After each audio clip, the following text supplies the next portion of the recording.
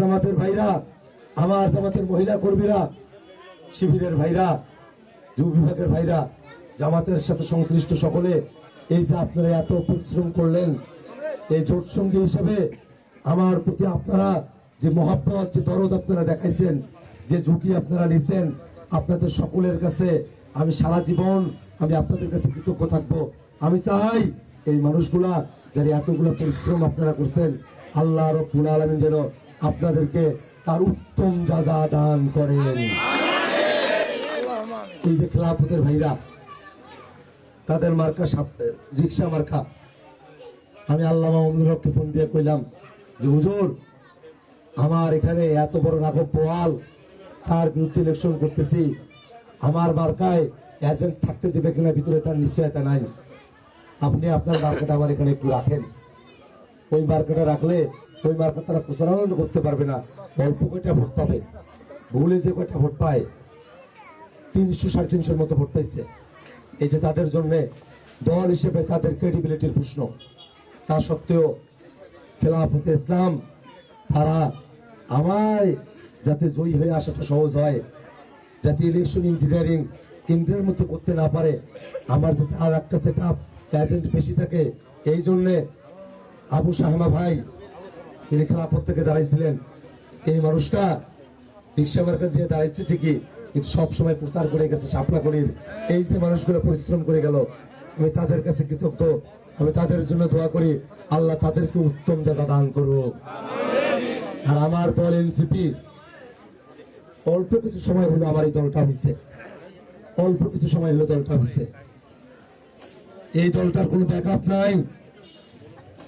জামাতে ইসলামী এত বড় সংগঠন, 80 বছর ধরে তাদের পরিচয়, তাদের হসপিটাল আছে, তাদের বিভিন্ন প্রতিষ্ঠান আছে, কর্মসংস্থানের ব্যবস্থাও তারা করতে পারে। আটক হইলে পরে তাদের আইনজীবী আছে, অসুস্থ হইলে পরে তাদের ডাক্তার আছে। বিএনপি কত বড় দল, সেই দলটাতে তাদের কত টাকা পয়সা, কত তাদের হ্যাডম, কত তাদের পাওয়ার, এত কিছুর পরেও আমার একটা দল করছি এনসিপি, এই দলটাতে কোনো পাওয়ার নাই, কোনো হ্যাডম নাই, কোনো টাকা পয়সা নাই, সাংগঠনিক ব্যাকআপ নাই, না থাকা সত্ত্বেও এতগুলা মানুষ আপনারা এনসিপি করতে আসলেন।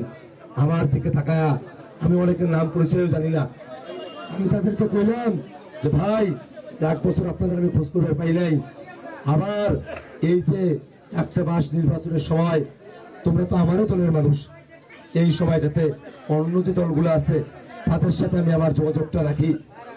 তারা বিনা বাক্যে তারা এটা তারা কবুল করে দিল। এই যে এতগুলো মানুষ এনসিপির ভাইরা আমার, আপনারা এত ত্যাগ স্বীকার করছেন, আমরা সকলে মিলে শপথ করছি একটা দুর্নীতি মুক্ত, চাঁদাবাজি মুক্ত, পেরেশানি মুক্ত, জনগণের সকলের জন্য সুন্দর একটা কাউনিয়া পীরগাছা আমরা সকলে মিলে গড়ে তুলব ইনশাআল্লাহ।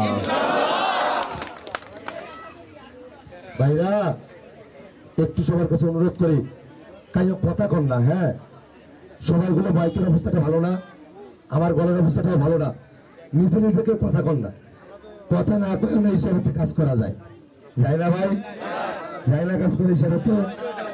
আমরাগুলো আছেন এটা কষ্ট করিয়া জানি, সবাইগুলো ছবি তুলে আমার লাগছেন, মন চাওয়া লাগছে আনা করিয়া, আমরা ছবি তোলার একটা পর্ব আলাদা করে করবো, এখানে সবাইগুলো কথাগুলো শুনুক, হ্যাঁ দেবেন, সবাই সুযোগ দেবেন এখানে করিয়া, হ্যাঁ দেবেন তো না? রে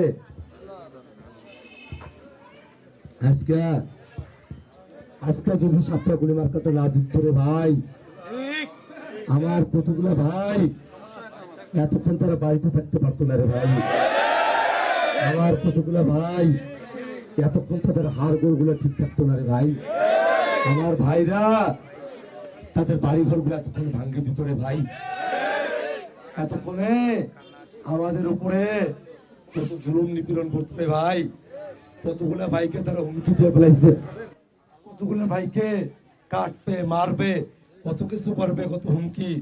ডাক্তার ভাই চ্যাংরা মানুষ, বিয়ের সাথে গেছেন, তোমার ব্ল্যাক দেখে নেবো, কত হুমকি দিচ্ছে রে ভাই। আমরা আল্লাহর কাছে শুকরিয়া আদায় করি, আল্লাহ আমাদেরকে সমস্ত হুমকি গুলা থেকে আল্লাহ রাব্বুল আলামিন আমাদেরকে আজকে রক্ষা করে ফেলছে, আলহামদুলিল্লাহ।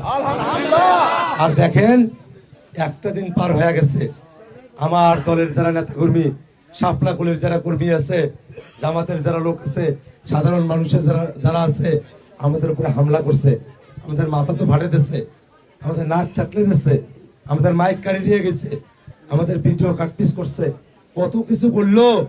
একটা দিন হয়ে গেছে এই কাউনিয়া পীরগাছায় এখনো পর্যন্ত ওদের দলের একটা লোক বলতে পারবে না আমার এই শাপলা কলের কোনো কর্মী গিয়া ওদের কোনো মানুষের উপরে এখন পর্যন্ত একটা টু শব্দ করছে, এই কথাটা কেউ বলতে পারবে? এটাই আপনাদের প্রতি আমার বিশ্বাস, দলের যারা নেতাই বিশ্বাস, শাপলা কলের যারা হানি, আমরা প্রতিহিংসার রাজনীতি আমরা চাই না, আমরা প্রতিহিংসার রাজনীতি চাই না। আমরা একটা সম্প্রীতির সকলের সাথে সদ্ভাব রেখে সুন্দর করে পলিসি টিপিটের মধ্য দিয়ে বাংলাদেশটাকে গড়ব, এইরকম একটা বাংলাদেশ আমরা করতে চাই ইনশাআল্লাহ। ভাইরা, আমার অনেক হিন্দু ভাই জীবনের ঝুঁকি নিয়ে তারা গুলো আমাকে পড়তেছে, কত হুমকি। তো মুসলমানেরা যারা আছেন এক ধরনের হুমকি, কিন্তু আমার হিন্দু ভাই জীবনের ঝুঁকি নিয়ে আপনারা আমাকে পড়তেছেন। আমি এখানে অধিকাংশ মুসলমান, তাদের সঙ্গে দায়িত্ব নিতেছি। আমার হিন্দু ভাইরা যারা আছে তাদের নিরাপত্তার দায়িত্ব, তারা পূজা করবে, তারা চলাফেরা করবে, ব্যবসা বাণিজ্য, ইজ্জত আবরু সকল কিছুর দায়িত্ব আমি আক্তার হোসেন আমার কাঁধে তুলে নিলাম। আপনারা যারা এখানে আছেন, আপনারা কি এই দায়িত্ব পালন করতে আমাকে সহযোগিতা করবেন? কারা কারা করবেন হাত তুলে দেখান। আমরা হিন্দু মুসলিম ভাই ভাই একসাথে বাঁচতে চাই। হিন্দু মুসলিম ভাই ভাই, হিন্দু মুসলিম ভাই ভাই, হিন্দু মুসলিম ভাই ভাই। ভাইরা, ওই হারা গাছের মতো জায়গায় মানুষকে কত কষ্টের মধ্যে তারা রাখছে, এর থেকে মনে হয় কত উন্নত বা জায়গা গেলে দেখবেন যে মানুষ কত কষ্টে আছে।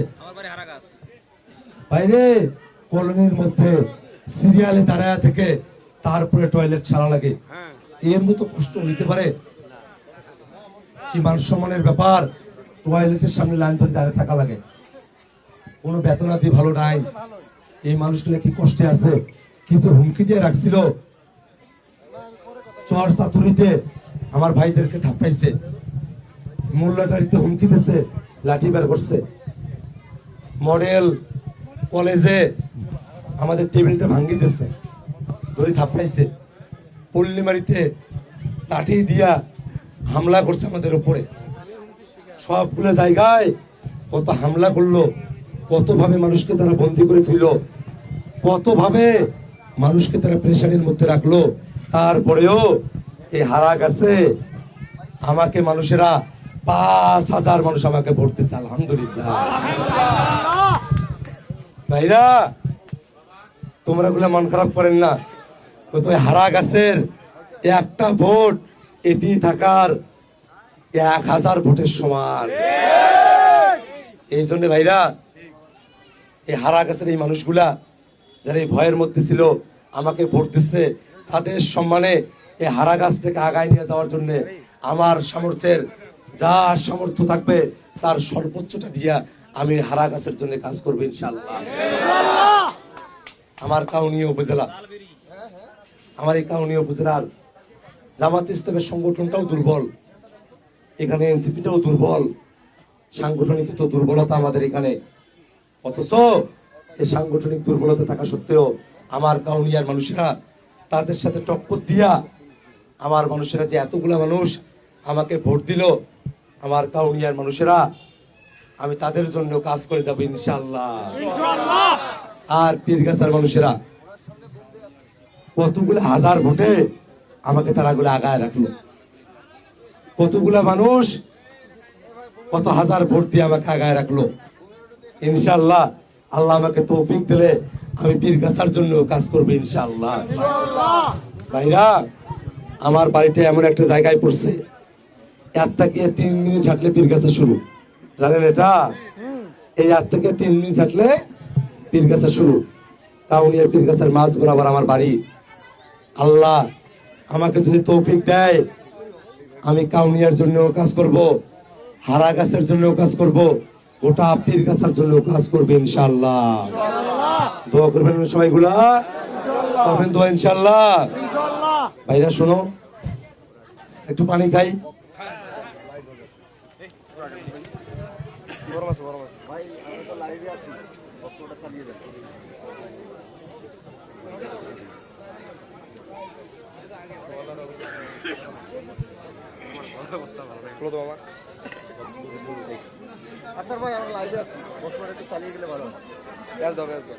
অসুবিধা নেই ভাই, ইনশাল্লাহ। বক্তব্য চালানোর জন্যই তো আমাকে একটু রিল্যাক্স দিতে হবে, আমার গলার অবস্থা ভালো না। চালাবো ইনশাল্লাহ। বাইরে একটু পরে ভাই, ভাইরা আমার অনুরোধ করি তোমার গুলার কাছে, এই মাইকটা কিন্তু কিছু শোনা যাওয়া লাগছে না। কথা শোনা যায়? কথা বোঝেন ভাই, কথা বোঝেন ভাইরা? সবাই গুলো একটা শান্ত হয়ে থাকো। এই যে ছোট ছোট ছাওয়া গুলা ওই যে বাগায়, ভাই ভাই ও ভাইরা, আমার গলার অবস্থাটা ভালো না রে ভাই। ভাই ভাই শোনো, ভাই তোমরা গুলা ভাই কথা কইলে আমি কথা কয়ে সারিয়া পাওয়ার নই। ছাওয়া গুলো চুপ করে দাও, তোমরা কথা কন না, কথা না কয়ে চুপ করে দাও। নিজে কথা কয়ে চুপ করে গেলে হবার নয় ভাই। আর 5টা মিনিট আমি কথা বলি, কেউ একটু এখন করেন না, হ্যাঁ ভাইরা শোনো। ওরা প্ল্যান নিয়ে রাখছিল আমাদের এই কাউনিয়া পীরগাছা যাওয়া হয় হবে, হারা গাছে যায় ওরা মেকআপ দেবে। আমি বারবার এই কথাটা বলছিলাম আপনাদেরকে, যা আগে হারা গাছের রেজাল্ট পাবলিশ হবে, তারপরে কাউনিয়া পীরগাছার রেজাল্ট পাবলিশ করা লাগবে। আমি আপনাদেরকে যে কথা দিয়েছিলাম, আমি সে কথাটা রক্ষা করছি ইনশাআল্লাহ। আগে হারা গাছের রেজাল্ট দিয়ে আসছি, আল্লাহ আমাকে হঠাৎ করিয়া কি যেন বুঝে দিল। হঠাৎ করে আমার মনে হইল আমাকে এখন যাওয়া লাগবে, হারা গাছের কেন্দ্রগুলো পাহারা দেওয়া লাগবে। সারাদিন হারা গাছে থাকলাম, আমি এত অসুস্থ।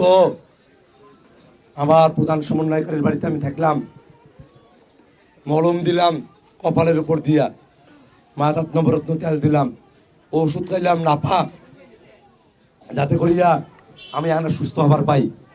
অল্পে আনা সুস্থ হয়া আমি DC, SP, UNO, commissioner, OC, আর্মির যে প্রধান আছে তাদের সবাইগুলোকে আমি কল দিলাম, দিয়া বললাম যে এতক্ষণ আমার মানুষগুলোর উপরে যে অত্যাচার নির্যাতন হয়েছে তা হয়েছে, কিন্তু এখন একটা ভোট যেন এদিক ওদিক না হয়। একটা ভোট এদিক ওদিক হবে সেটা কিন্তু আমি মানতে পারবো না। এই জন্যে আমি তাদেরকে বলে দিলাম, একটা ভোট এদিক ওদিক যদি হয়, সাহেবগঞ্জ মোড়ে লোক জমায়েত হয়ে যাবে। যদি আমি বলতাম আপনারা জমায়েত করতেন না? করতেন না জমায়েত?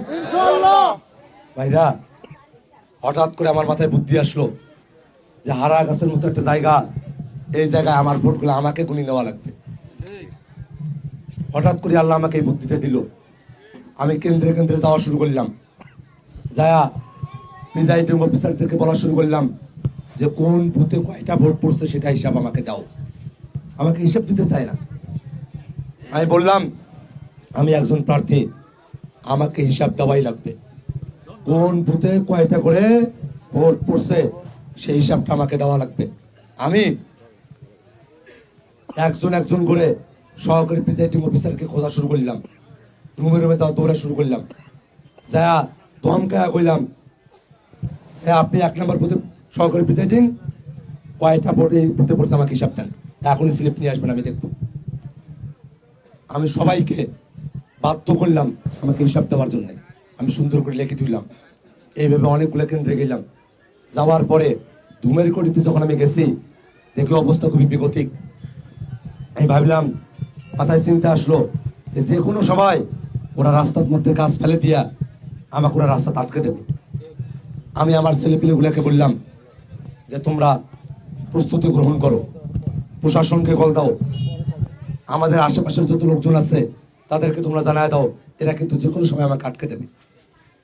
এই জন্যে আমরা যখনই হারাগাছ মডেল কলেজে সেখানে কেন্দ্রের ভিতরে আমি গেছি, যাওয়ার পরে আমি ওখানে 2টা কেন্দ্র আমি হিসাব নিছি, নেওয়ার পরপরই আমি বের হব, গেট বন্ধ, 1000 খানিকের উপরে সন্ত্রাসী আমাকে ওই গেটের মধ্যে আটকে দিল। অশ্রাব্য গালিগালাজ, উৎপাত, আমাকে ধরবে, আমাকে মারবে, কাটবে, কত কিছু করবে, অনেক কিছু শুরু করে দিল। আমি কইলাম যে আমার জীবন গেলে যাবে, কিন্তু আমি আর এখানে বন্দি থাকবো না। কারণ আমাকে একটা সেন্টারে বন্দি করলে আর একগুলো সেন্টার ওরা ওদের মতো করে সব দখল করে ফেলবে। আমাকে এখান থেকে বের হওয়াই লাগবে। আমি ফোর্স দিয়ে বের হইতে চাইতেছি, ওরা আমাকে বের হইতে দেবে না। আমি আমার গানম্যানকে বললাম, গানম্যান ভাই আপনি বন্ধু কিছু করেন, মানে আমাকে তো ভোট বাঁচাইতে হবে।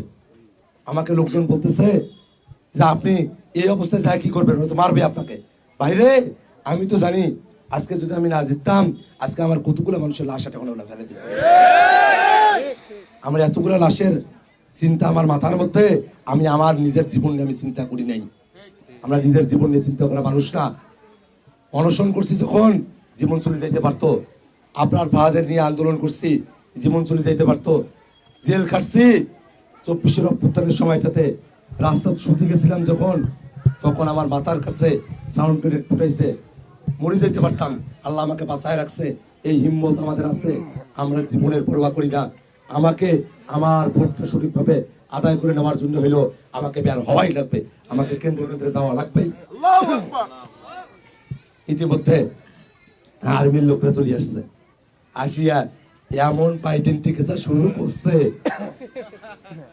উদুম মাদুম সবগুলো দৌড় আর গুলাইতে পারে না। রাস্তা ফাঁকা হয়ে গেল, আমি বের হইলাম, বের হয়ে আমি আসবো, বর্ষা ভাই চলে আসলো। বর্ষা ভাই আসি বলতেছে যে আক্তার, এই তুমি তো এখানে বিশৃঙ্খলা করতেছ। আমি বললাম যে ভাই আপনি আমার কথা শোনেন, ভাই আমার কথা একটু শোনেন। সে বলতেছে এই তোমার কথা আমি শুনবো না, যাও।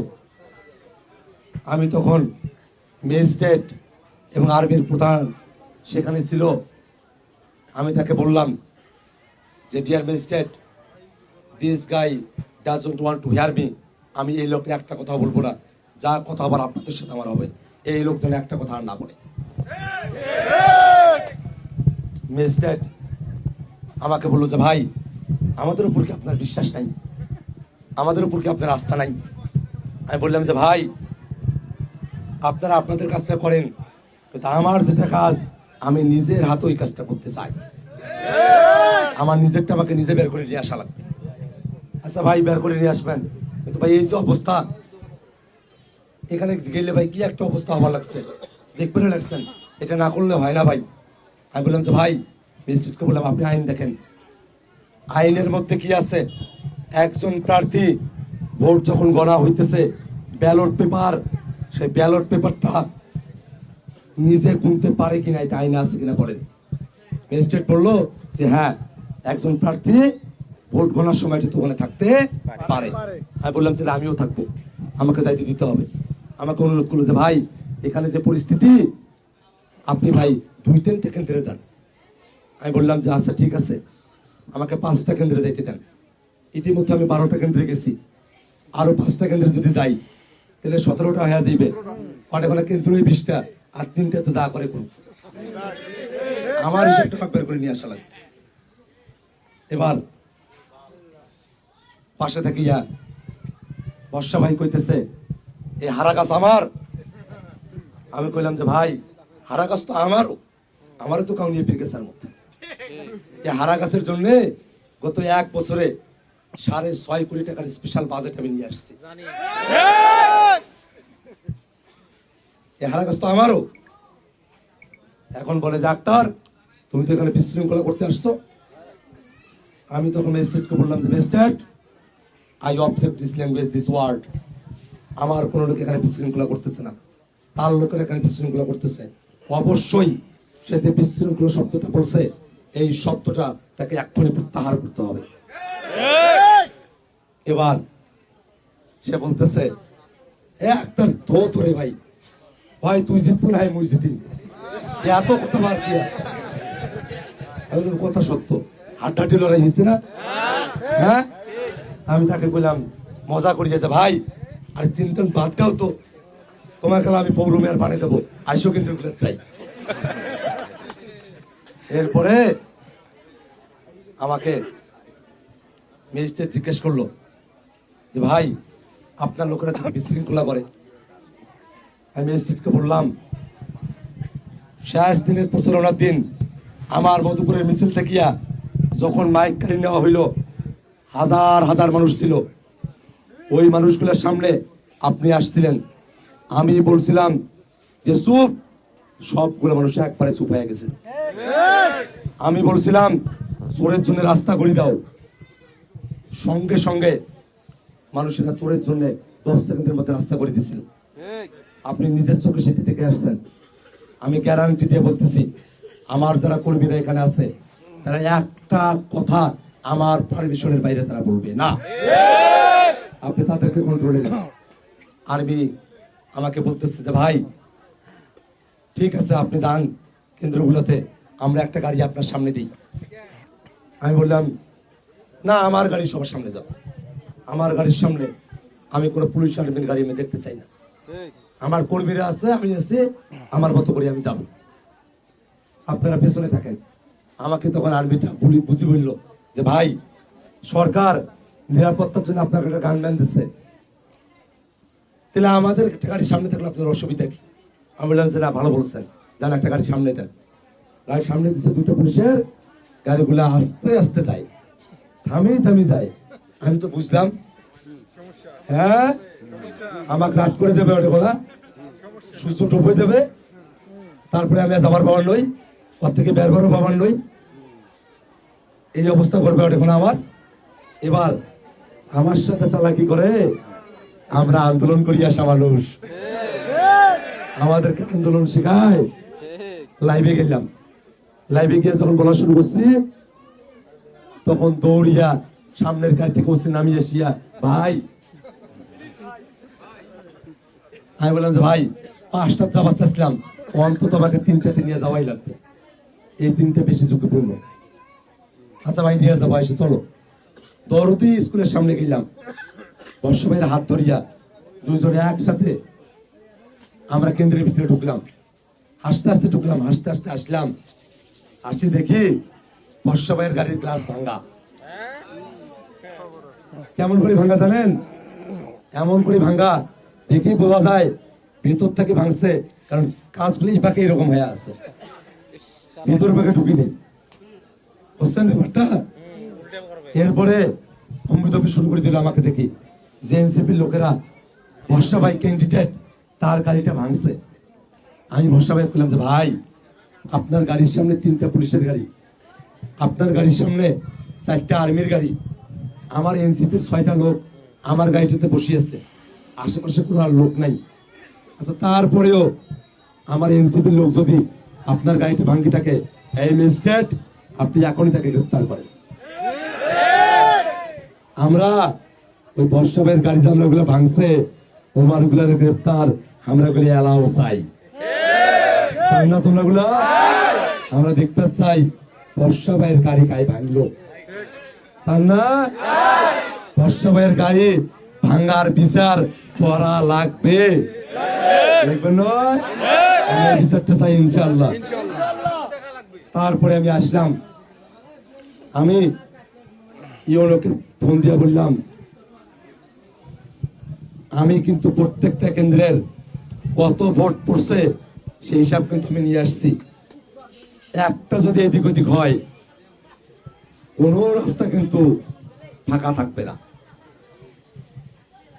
তারপরে জিনিসটা কি হইলো, ওরা পরিকল্পনা নিয়ে রাখছিল আমাদের কোর্টে এখন আমরা হারে দেবে, এতে আমরা যত ভোটে পাই না কেন কোর্টে আমি কাপ দেবে। ওরা ওখানে যে ভোট কাস্টিং হয়েছে তাতেই আমাদের থেকে ওদের ভোট 22,000 ভোট বেশি, আমাদের হলো 5,000, ওদের হইলো ওখানে 27,000। 22,000 ভোট বেশি। ওদের পরিকল্পনা ছিল আরো ভোট বাকি ছিল প্রায় 20,000-এর মতো, ওখান থেকে অন্তত পক্ষে 18-20,000 ভোট ওরা আরো মারত। ওরা যদি 18-20,000 ভোট আরো মারতে পারতো, আমরা কিন্তু মাত্র 9,000 ভোটে দিচ্ছি, তাহলে কিন্তু ওরা আমাদের বিজয়টা ছিনিয়ে নিত। এই পরিকল্পনার মধ্যে ছিল। কিন্তু ভাইরা, এবার তো আমি বলছি বারে বারে, ঘুঘু তুমি পেয়ে যাও ধান, এইবারে ঘুঘু তোমার প্রদীপ পরাণ। আল্লাহ শুকরিয়া, আল্লাহ আমাদেরকে সেখান থেকে বের করে নিয়ে আসছে। আমরা নতুন করে একটা কাউনিয়া পীর গাছ, হারা গাছ আমরা করতে চাই, নতুন একটা বাংলাদেশ আমরা করতে চাই।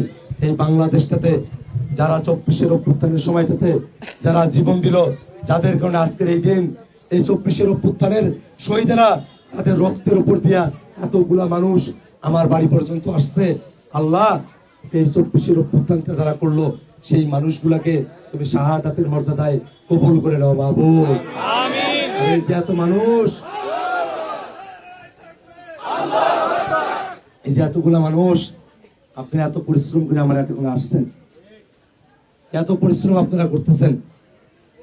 আইরে, আমার এখানকার, আমার এলাকার মানুষেরা তারা কত পরিশ্রম করতেছে, এত পরিশ্রম করছে। কামলা খাটা মানুষ, আমার বাড়িতে চা বিস্কুট দিয়ে মানুষ শর্ট পড়ে, এই জন্য আমার গ্রামের কামলা খাটা মানুষগুলা নিজেরা বিস্কুট রুটি কিনে নিয়ে এসে আমার বাড়িতে দিয়ে গেছে। আমার এলাকার মানুষগুলা সুপারি টুপারি নিজের কাছ থেকে পারিয়া আমার বাড়িতে দিয়ে গেছে। কত মানুষ আমার জন্য কত পরিশ্রম করছে। হায় রে, আমার মা তাই মুখের ভিতরে ঘাও হয়ে গেছে,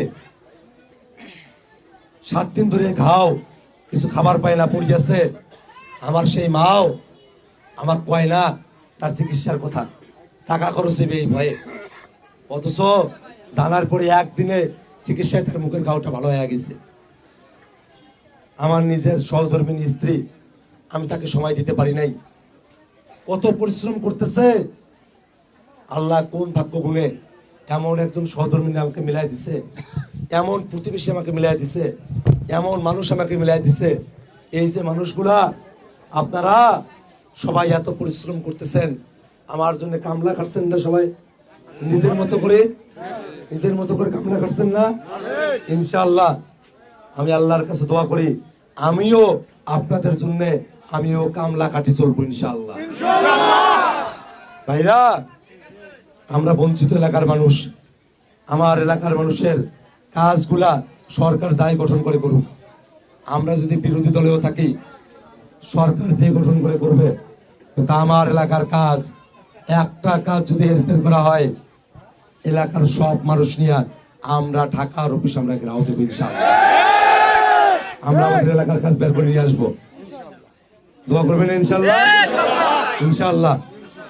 আর ভাইরা, এতগুলো মানুষ আসছেন, এত কষ্ট হওয়া লাগছে সবার, সবাইকে তো আপ্যায়নও করতে পারলাম না। আসলাম, কথা হইলো তোমার গুলার সাথে, সবাইগুলো আমার জন্য দোয়া করেন, আল্লাহ যেন আমাকে কবুল করে নেয় ইনশাআল্লাহ। আর এই কাউনিয়া পীরগাছাবাসী, তারা আমার প্রতিবেশী, আমি বারংবার বলছি, আল্লাহ যেন আমাকে আমার প্রতিবেশী কাউনিয়া পীরগাছাবাসী তাদের হক আদায় করার মতো তৌফিক দান করে। এবং আপনাদের কাছে একটু বলি, আমার এই প্রতিবেশীর সীমানা 10-20 কিলোর মধ্যে আপনারা আটকায় দিয়েন না, এটাকে বাড়ায় দেন, যতদূর পর্যন্ত এটা বাড়ায় নিয়ে যেতে পারে। আমরা মানুষের হয়ে কাজ করতে চাই, আমরা সুন্দর একটা বাংলাদেশ চাই, আমরা সবাইকে নিয়ে আমরা সামনের দিকে আগায় যেতে চাই ইনশাআল্লাহ। দোয়া করবেন ইনশাআল্লাহ। একটা ঘোষণা শুধু বলি, আমাদেরকে যারা হুমকি দিচ্ছে, ধামকি দিচ্ছে, মাইক পেরে নিছে, আমার মানুষকে পিটাইছে, সব কিছুকে আমরা এখন থেকে ক্ষমা করে দিলাম, আমরা তাদেরকে কিছু করব না। কিন্তু একটা লোক আছে যে আমার এক বোনকে হুমকি দিছে, তারা যদি জিততো, এই লোক আমার ওই বোনকে নাকি 7 দিন বান্ধিত ধর্ষণ করত। এই পাওটাঙ্গার এই বিএনপির ধর্ষণের হুমকিদাতা চামচা, তোমাকে বলতেছি 2 দিন সময় আমার বাড়ির উঠানে এসে আমার ওই বইনের সামনে, হাজার জনতার সামনে পায়ের কাছে মাথা ঠেকায় দিয়া যদি মাপ না চাও, তুমি ধর্ষণের হুমকি দিতে চাইছো, তোমাকে আমি ক্ষমা করব না। সব কিছু ক্ষমা করব,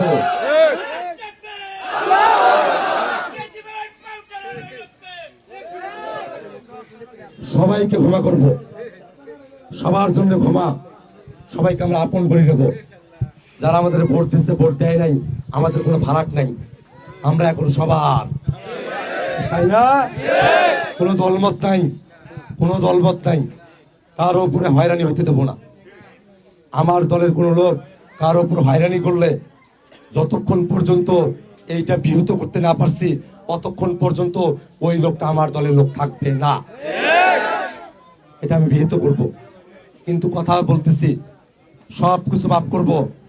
2 দিন সময় আসবে, আমরা কিচ্ছু বলবো না, তাকে কিছু বলবো সে উপলব্ধি থেকে আসবে। কিন্তু ধর্ষণের হুমকি যে দিচ্ছে, তাকে আমরা ছেড়ে দেব না।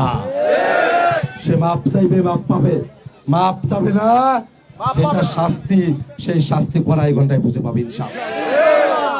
যদি মাপ চাইতে না আসে, ধর্ষণের হুমকি দেওয়ার কারণে আমি নিজে মামলা করব, এই লোককে জেলের ভাত খাইয়ে ছাড়বো ইনশাআল্লাহ। আমরা এলাকাটাকে আগায় নিয়ে যাব, আমরা সকলে মিলে সুন্দর করে যাতে আমাদের এলাকার জন্য কাজ করতে পারি। দোয়া করবেন না সবাই? দোয়া করবেন সবাই। আমি তো বলছি আপনাদেরকে, আমি 10টা বিষয়ে 49টা ইস্তেহার দিছি, 48টা ইস্তেহার আমি পালন করার জন্য জানে প্রাণে আমি খাটবো। একটা ইস্তেহার প্রতি 3 মাসে 2টা মতবিনিময় সভা, এইটা শতভাগ না, তার থেকে বেশি আমি পালন করবো ইনশাআল্লাহ। সবাই এতগুলো মানুষ আমাকে যদি ফোন দেন, আমি ধরিয়ে কুলাইতে পারবো? পারবো না তো।